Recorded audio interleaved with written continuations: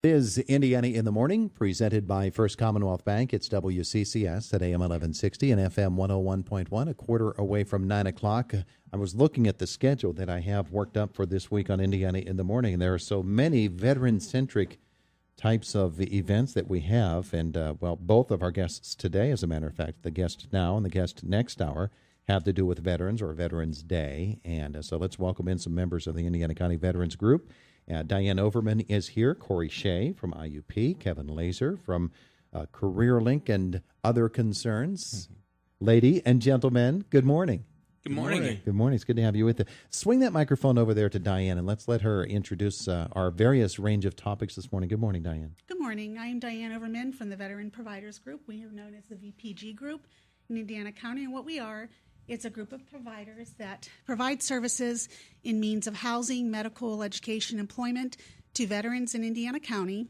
And we meet on a monthly basis to coordinate those services to best do outreach to veterans to make sure that they're getting the services that they need. Yeah. Now, we've had you on for several segments over the past 2 years or so.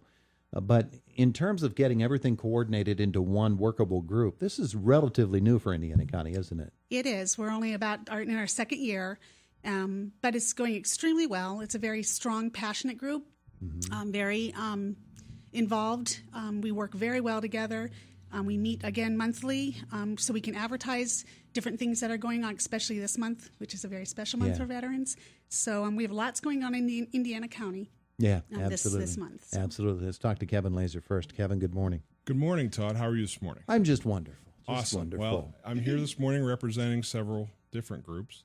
The first, obviously, is the CareerLink, and as you know, we are required to give what they call priority service to veterans, and that means they get first access to equipment, funding, things like that. So on my day job hat, that's what I'm here for this morning. And if you're interested in those services, please give us a call and we can explain them further. The second hat I'm wearing this morning is Trees for Troops hat. I happen to be one of the chairs for the planning committee. And with that, I'd like to present to you something, a certificate of appreciation for all you do through the group.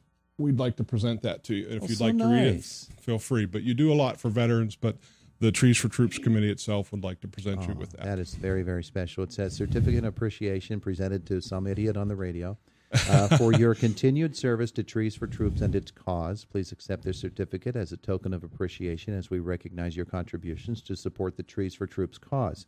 It is only through the generous donations of funds, items, or time and services that our local Trees for Troops efforts are successful. On behalf of the Indiana County Trees for Troops Planning Committee, we extend our gratitude and heartfelt thanks, and it's signed by Mr. Lazor himself, and I am very, very humbled by this. Thank you so very much. You're welcome, Todd. You certainly deserve it. And with that, I'll announce that Trees for Troops Day will be December 2nd from 9 to 5 out at Fleming's Christmas Tree Farm. I'm sure we'll probably talk to you closer to time, but just to give you a quick history, nationally, this event started in 2005, and nationally there were 193,237 trees and across 75 bases, both here and abroad, where a troop or the troop's family received a tree. Last year, locally, there were 305 Christmas trees sold, and 11 went to local families as well. So, so very successful, and you're definitely part of that, making it successful. In addition to the Trees for Troops Committee, I'm also here, as I've heard you on the radio earlier this week. You talked to the folks that Wreaths for Indiana County Veterans. Yes. And I have that information as well. And that's where volunteers either donate money to purchase wreaths, or they go out and we go out and put the wreaths out in all the cemeteries. So that's another thing coming up. And I'm really excited about another opportunity. It's not going to come in the holiday season, but it's going to come later on next year. We've connected with some folks from the Jimmy Stewart Airport, and we're going to be involved on June 9th and 10th in 2018. They're going to have an air show, and we're in talking about how we're going to get that up and running. It's going to be a huge event. You know, Jimmy Stewart's plane's going to be there. So lots of activities, and they all support veterans. Also, I wanted to let you know that Diann and I were both out at the marathon.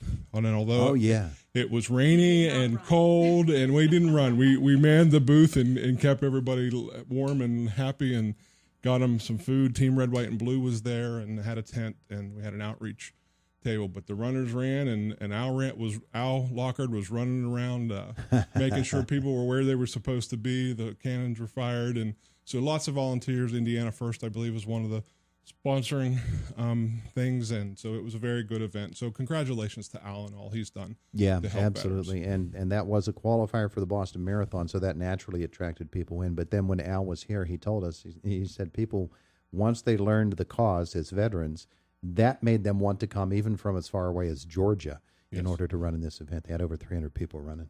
Yeah, it was a very, very cold, wet day, but it did not damper the spirits, and it certainly did not prevent any runners from coming out, that's for sure. That's terrific. All right. Let's talk to Cory Shay here in just you still have one? Two quick things. Okay, go ahead. One, we wanted to thank everybody that supported the VFW. Had gone through a lot of flooding and things like that. Yeah. And some folks pulled together some resources, and they had a golf bash, and it was a very successful event. They're still working out, with all the things that they subtracted, the things that they bought. But we want to thank everybody that sponsored, people that bought tickets to help that particular effort. And also to let you know that this group, come Veterans Day, we're going to have a float in the parade on Veterans Day. Oh, there you go. So. There you go. All right. Cory Shay, good morning. Good morning. You got a lot to live up to after these two, huh? How about you? But IUP does so many things for veterans as well that I think you can fit right in with this group here this morning. Yeah, our annual Veterans Day celebration will be taking place on Monday, November 13th. We're holding our second annual Veterans Resource Fair, which is open not just to the IUP community, but all of Indiana County and to anybody out there. All the service provider members will be there, along with other services. The VA hospitals will be there, Pittsburgh, Altoona, and Butler, because we do get our students traveling from all these different areas. So anybody who needs any services, need any help, wants to talk to anybody from one of the hospitals, all the representatives will be there on Monday. Okay. And location? It will be in the Hadley Union building of the co-op store up in the atrium. And then at 6 o'clock, one of our distinguished alum, Rear Admiral C.J. Janes, will be giving a presentation on her military experience as she was a highly ranked female officer in the United States Navy. All right. Wonderful. Okay. So the event itself begins at what time? 10 o'clock. It's from 10 to 3. Okay, from 10 until 3, and then at 6 o'clock is the speaker. Admiral Janes. Yep. Wonderful, wonderful. Of course, that the Veterans Resource Center at IUP, we talked about the relative newness of your organization, the Indiana County Veteran Support Group. Not all that long for the existence of the Resource Center, but it continues to grow. It does continue to grow. We, since it opened in April of 2014, our military-affiliated student population at IUP has grown from 516 students to 950 students this semester. Wow, that's tremendous. So it continues to grow. And as you said, the center's only been in existence now for about 3.5 years. Yeah, and always should be pointed out that IUP annually is named as a military-friendly institution. And what is it, U.S. News and World Report? Are those the ones that do that ranking? Victory Media does that Victory ranking. Media, okay. Victory Media does it, yeah. Every year we've been, for several years now, military-friendly. We've also received the Best for Vets award from Military Times. Mm-hmm. Which is extremely important, not just in terms of the university making sure that vets know that this is a friendly place for them, but the actual practical things that you do for veterans, the services that are offered, just the resource center itself, which gives them their own place to which they can go and they can, do whatever it needs to be done academically for them. I know that you've got computer setups for them there and other materials and resources available.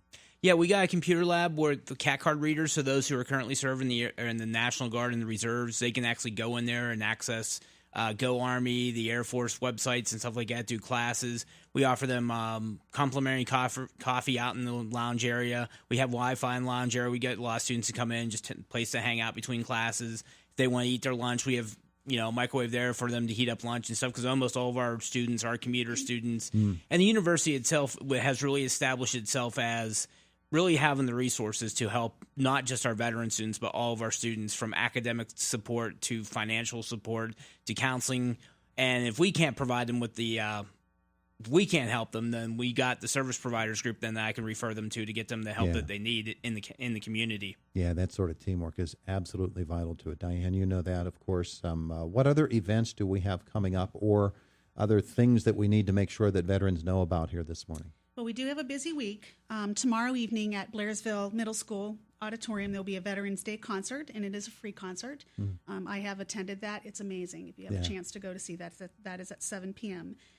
Friday, there is also an event going on at St. Francis University in Loretto. It is a free event. The Veterans Day at Kern Family World War II Museum is having different veterans share stories from 2:30 to 4:30. Again, that is a free event. Then we have the Veterans Parade coming up on Saturday. And then after the parade is the Indiana County Bow and Gun Club Say Thank You. It is the Veterans Day at the range where veterans can go and shoot, and I think the guns and the ammunition and everything is free. They're having memorabilia from different eras for veterans to shoot. Is it? You wanted to jump in there? Well, no, I just say that in addition to that, you've got who you'll talk to after us is the Indiana Elks will be doing a breakfast. I know the Legion does lunch. I know some of the local vendors. Steel Works is having free hamburger and fries to folks that go there from 11 to 5. I know that Haas's, and I can't remember whether it was on Friday or on Saturday, but I know they have a free meal for veterans too. So it's clear that Indiana County takes care of our veterans. This Veterans Providers Group, I've never seen a group of people that are so selfless. And I want to embarrass Diann a little bit. Good.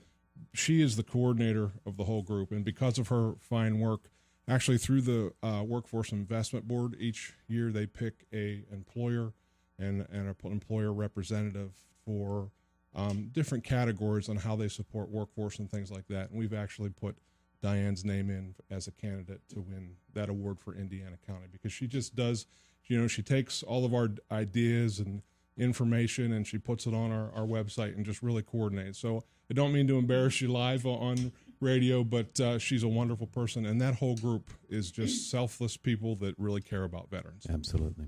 That is very true. I work with a tremendous group of people that just are enthusiastic and just are, veterans themselves. Dr. Shay here and Kevin are both veterans, and many are, as Commissioner Reddick is part of our group. So I thank them for giving me the opportunity. Wonderful, folks. And just to close the loop here, the Haas's Steak and Sea House Veterans Eat Free is on Friday from 11 a.m. to 9 p.m. Valid ID only. Your choice of 4 different entrees at Haas's Steak and Sea House. You can eat free all weekend if you're a veteran in Indiana County. That's great. There's no lack of that going on. Well, thank you all for coming in to tell us about these wonderful events for vets. Let's keep up the good work, and I know that you've got wonderful troops at your disposal. Thank you. Well, thank you, Todd, for all you do.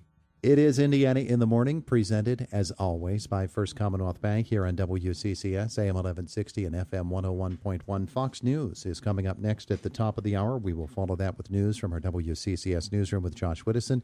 Jack Benedict is on the road a bit this morning. He's at the IRMC cafeteria for the Pancake and Sausage Day to benefit the United Way of Indiana County. He'll be reporting from there in our next hour. It's 8:58.